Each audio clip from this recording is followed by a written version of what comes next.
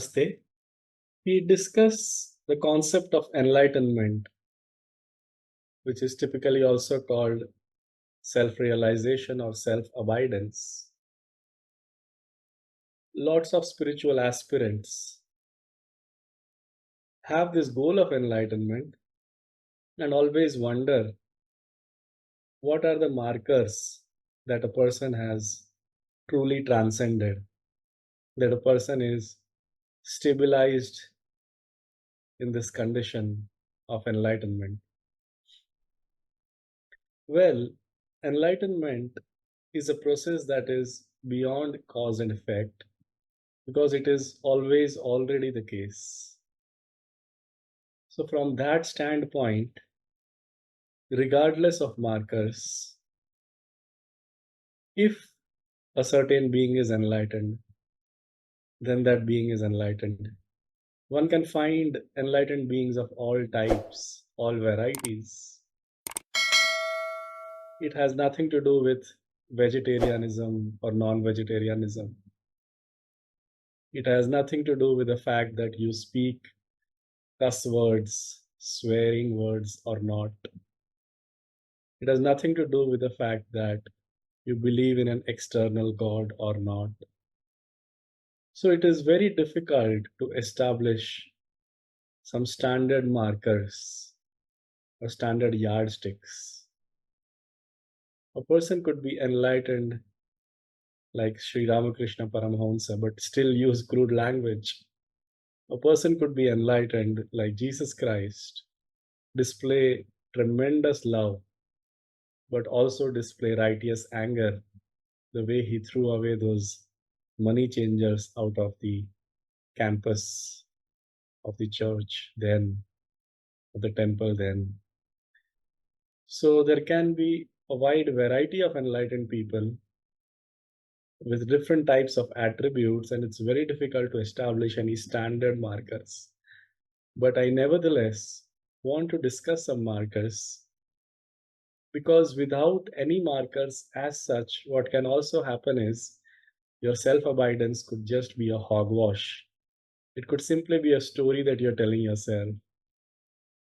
There are lots of ungrounded spiritualists in the spiritual world because there is a concept that in enlightenment nothing needs to be done.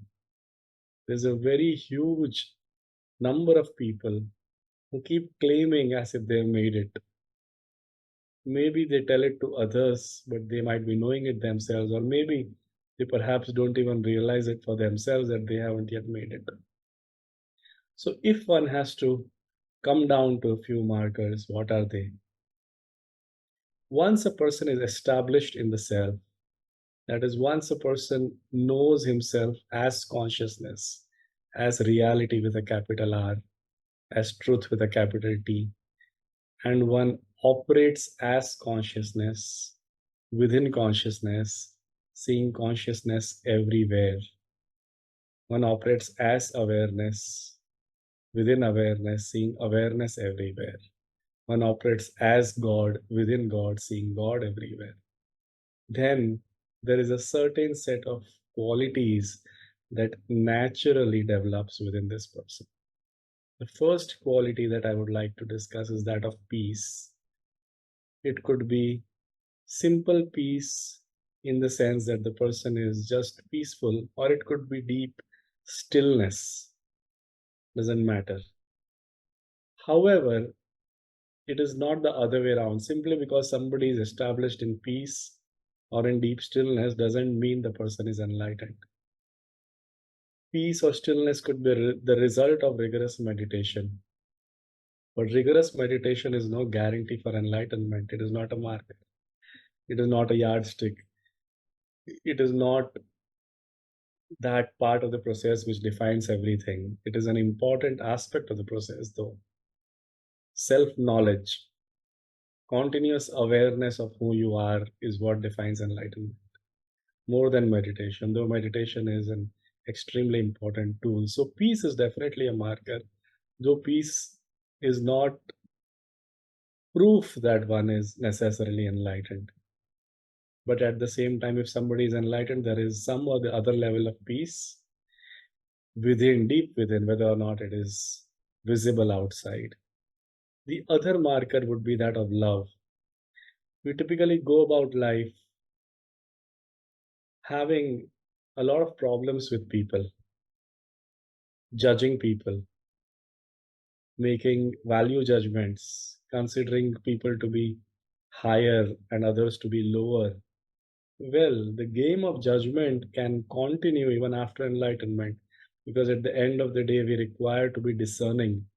Even if you are to cross a road, you got to judge. So you cannot fully throw away judgment, but emotionally invested judgment, judgment that is colored with some sense of negative emotion, with some sense of disparity, is definitely not called for once one is enlightened.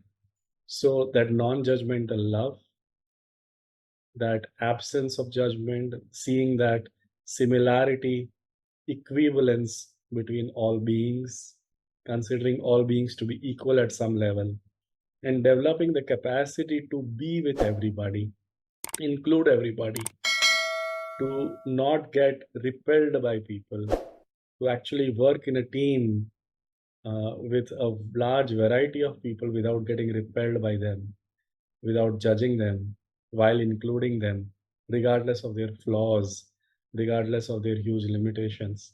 That is love, and that definitely is an important marker. Once again, love is not, love doesn't prove that you are enlightened, but if you're enlightened, there's a great chance that you are stationed in love at some level within yourself. So on the outside, you may have to call people out, you may have to display unloving things, you may have to display anger and the like, but deep within, there is huge inclusion. There is huge equivalence that you see amongst people. You don't find people higher or lower amongst themselves. The third characteristic would be joy. Again, joy is something which is different from peace, because joy is colorful, joy is vibrant, joy is laughter, joy is, peace is still, but joy is full of life. That vivacity, that exuberance, that is joy. So joy is definitely a marker again.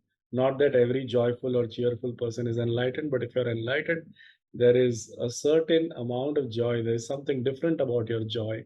There's something which is very immaterial. Your joy is not linked to the material world. You are generally joyful. You can have a belly laughter every now and then, and you can be in a mode of celebration quite often. That doesn't mean the enlightened person doesn't go through phases of purging. Even he could go through phases of purging, develop diseases, go through bad times, in the sense that he may lose the apparent joy. But largely speaking, this person would have a different type of joy, a different variation of joy than you would find in normal materialistic people. And then the fourth marker that I have, narrowed down, is that of power. This is a rare marker, because we quite often see enlightened people who are not displaying power. They are just peaceful, and they're just sitting silently doing nothing in particular. Well, yes, but from within, the Shakti is moving, and the Shakti is capable of demonstrating huge amounts of courage, huge amounts of assertiveness, huge amounts of vision, huge amounts of leadership capacity. So the power has got to be moving, the Shakti has got to be moving. Enlightenment is not just about stillness, it is also about dynamism. So if the Shakti is moving, that is when you are sufficiently in abidance. You need not in fact, power is what gives rise to stillness. So if a person has a very dull and a cold kind of silence, he may not be enlightened. The person should be capable of holding power and transmitting this power as well. That's when you are in abidance, that's when you are in absorption. An enlightened person comes across as highly enthusiastic, charged up. He is absolutely committed to whatever he takes up. So these are all the signs of power. So to put in short, in a nutshell, basically peace, love, joy, and power, these four You know, if only one of them or two of them are present, you may not be enlightened. Even if all four of them are present, you may not yet be enlightened, because enlightenment essentially requires constant awareness or a constant conviction of knowing yourself as a self, as consciousness, as the divine. But along the process, these attributes tend to flower, they tend to blossom. So these can be considered tentative markers of a person who has made it, who has stabilized in the self. Think about this one. Thank you.